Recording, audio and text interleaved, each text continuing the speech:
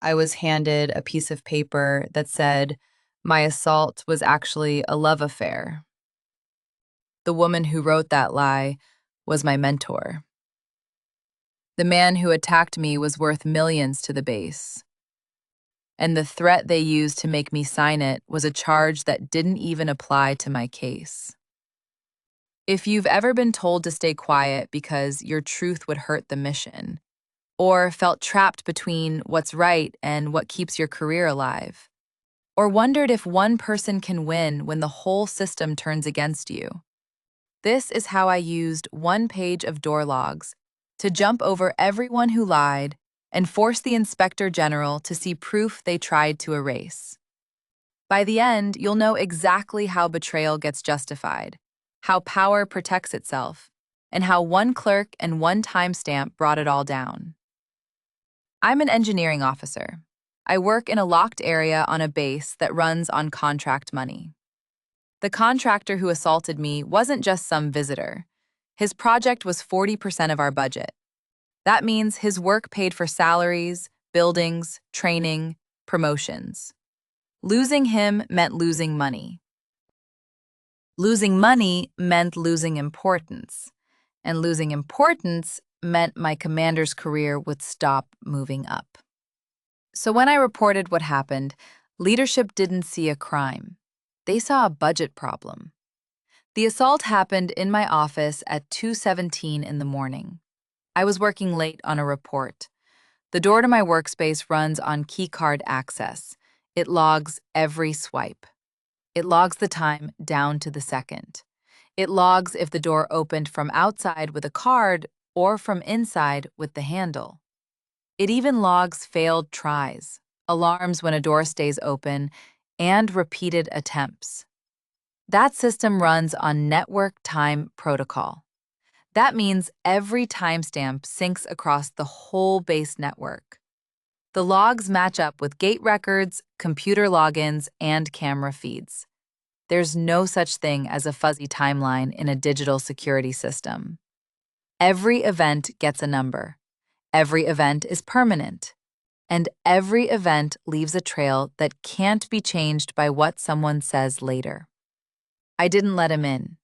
My card never swiped that night. His did. At 2:17, his card opened my restricted area.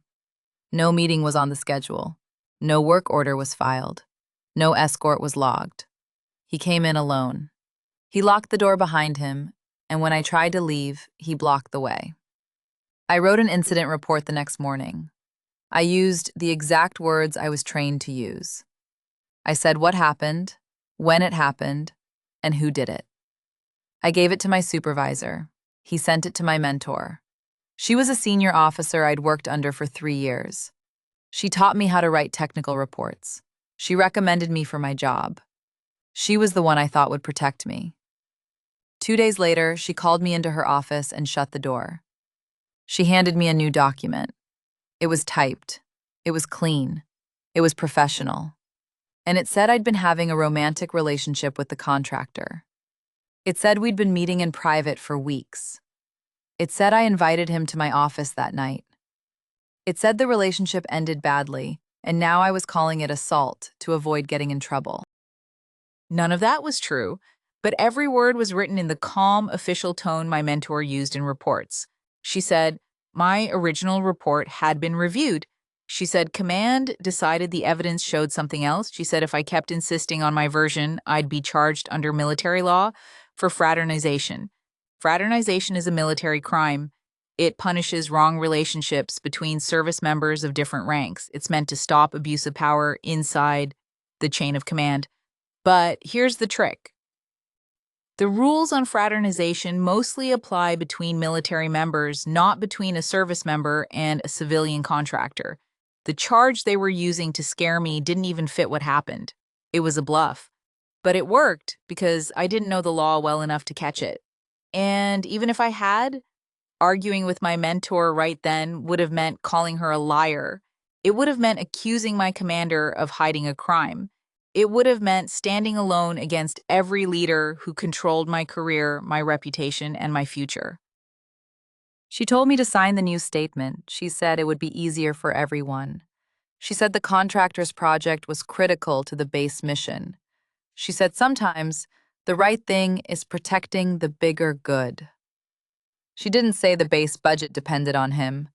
She didn't say her own performance review depended on keeping the contract going.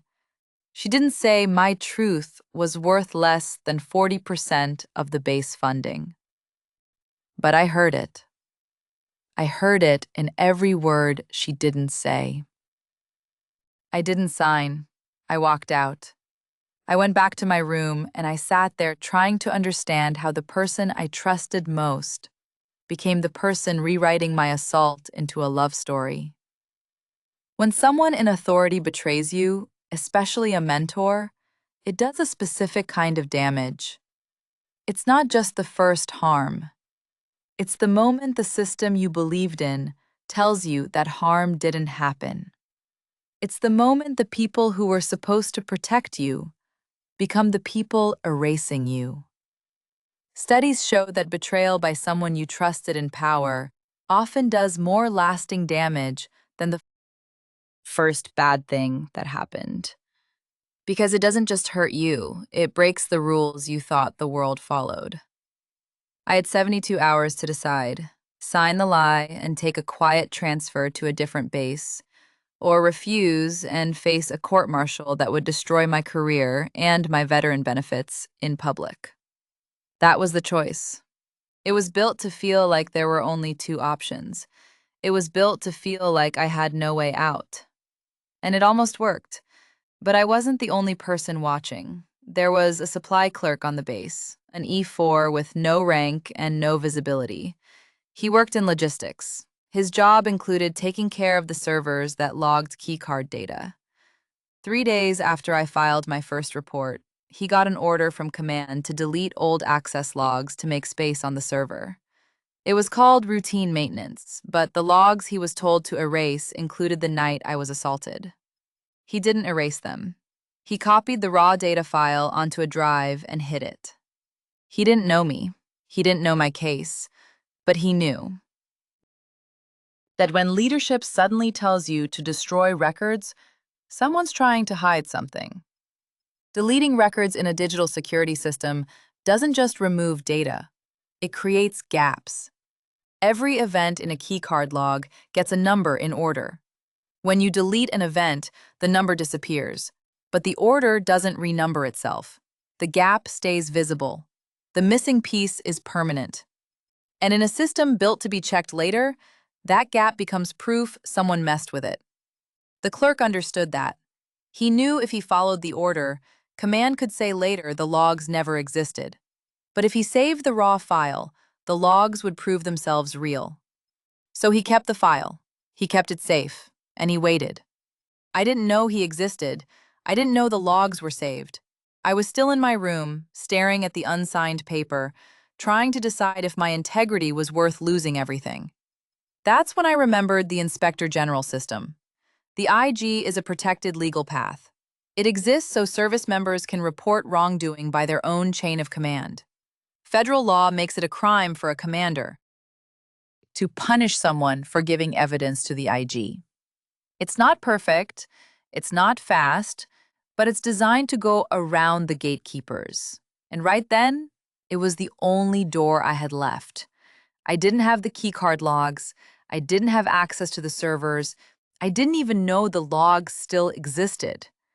But I knew the system had to have recorded something. So I wrote a one-page summary. I said what happened. I said I'd been given a false statement.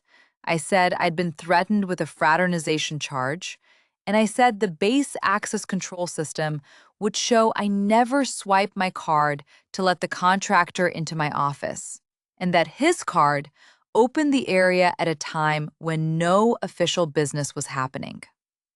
I didn't have proof in my hands. I had proof in the system, and I was betting the system hadn't been fully wiped yet. I sent the summary through the IG online portal. One page, calm, precise. and I named my mentor and my commander as the officers who rewrote my report. I didn't know what would happen. I didn't know if the IG would look into it or if my report would vanish into paperwork. I just knew I'd done the only thing I still could. I'd made a record outside the chain of command. I'd pushed the truth into a system they didn't control. 2 weeks later, the supply clerk got a message through an unofficial contact. Someone from the IG office was asking if the access logs from my building still existed. He didn't know who I was. He didn't know I'd filed a report, but he knew the question meant someone was finally looking. He reached out to me through someone we both knew. He said he had the raw data. He said it was complete, and he asked if I wanted him to send it straight to the IG. I said yes.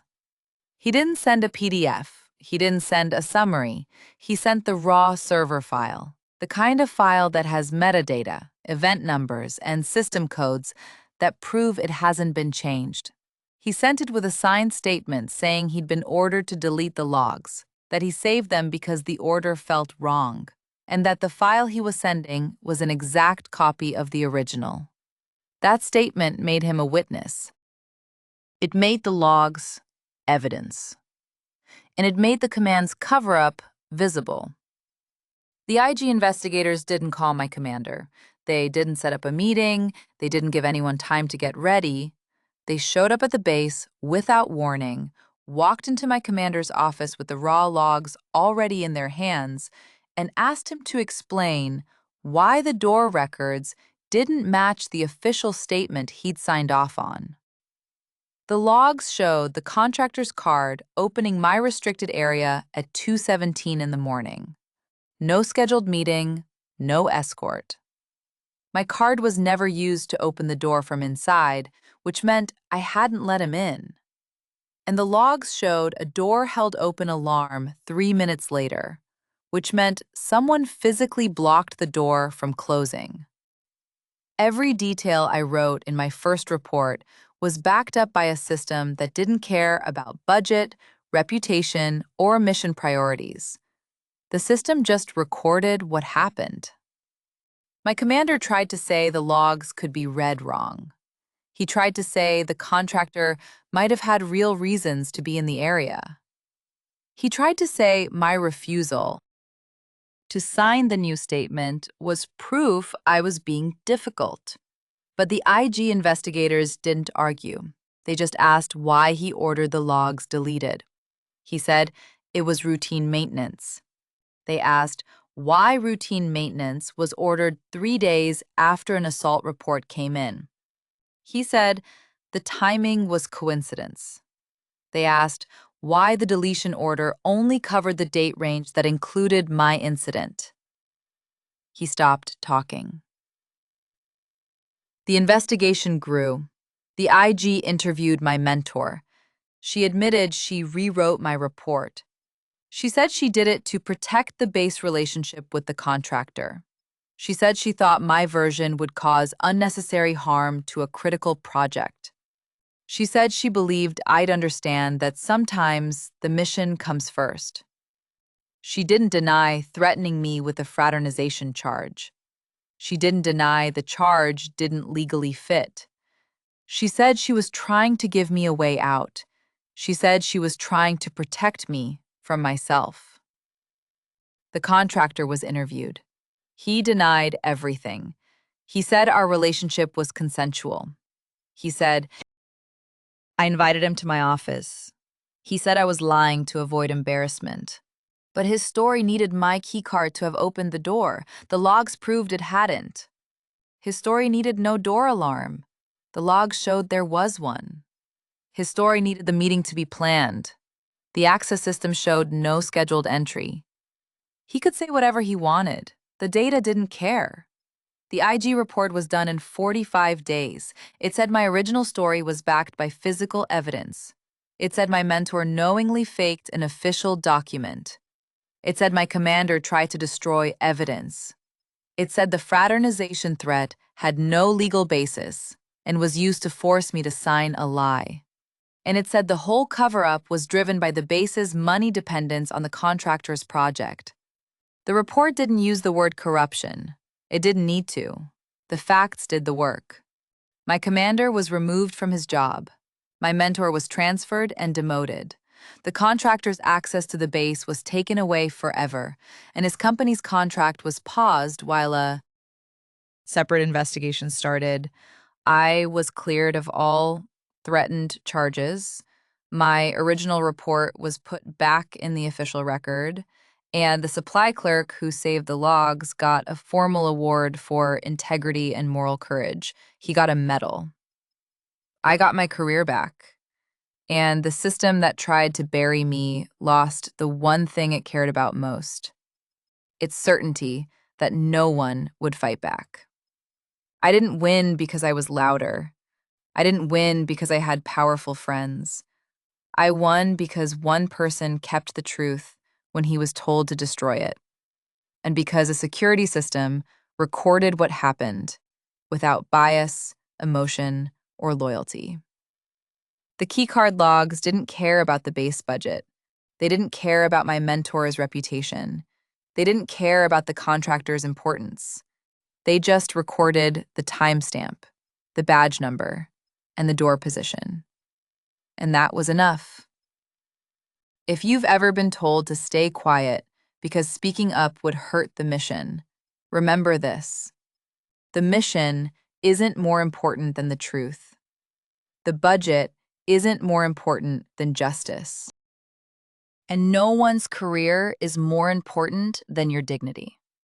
The system will always try to protect itself first, but the system runs on data, and data doesn't lie for anyone. If you've been through something like this, or you know someone who has, drop a comment and tell me whose side you were on. And if you want to hear the next case, let me know what kind of betrayal you want me to cover next. I'll see you in the next one.